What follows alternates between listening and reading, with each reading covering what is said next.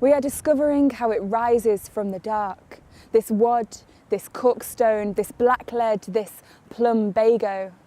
How it is drawn like courage from the deep, then borne along the trackways and the gasping adit, through the guardhouse swallowing the entrance point, past tail race, past wheel pit and winding gear to glimmer in the greying light.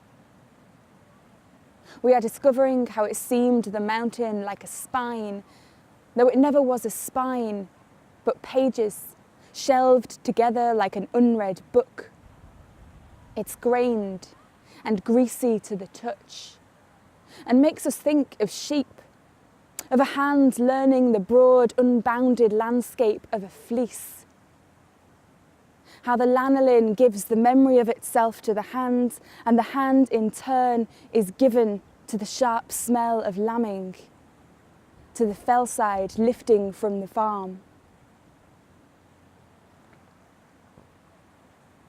We are understanding what it means to make our mark, how laborious it is, like carving into rock. It takes a tea tray of assorted hours to turn this excavated mountain grease to cheeks, to the silver straying of hairs, to cloth clinging to the sitter like a half-shed skin. The fibres so thin, you can almost press them between your outstretched finger and thumb. Feel the factory and the 12-hour shift. Feel the fret and endless clanking of the loom. We learn to loosen up and work with speed, to pass the mountain's bones across the page. We learn to build the landscape from itself. Our wrists are delicate surgeons, our fists and fingers smeary with the grey. Our marks are quicker than tongues. They beat like the buried belly of a storm cloud, shaded and deliberate as rain. The views selected for the perfect image of a mighty mind, for the sublime. We learn to craft a waterfall from rock, establish what is picturesque and what is not. After, we will wash our hands of all of this. We will scrub right up to the elbow. Somewhere, something is lost.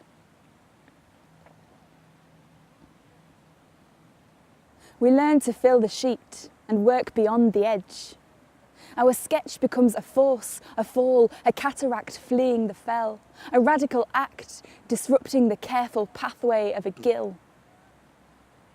Set the instrument aside, this stick, this soot-spreading torch, this fragile finger of peat pressed hot and hard as pie weights, these slipping, shifting layers of our home.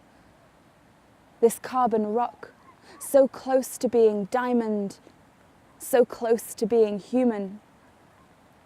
And maybe this is why we are lightning rods for stories, for the electric build-up of ideas. We hike these hills in bodies built from graphite.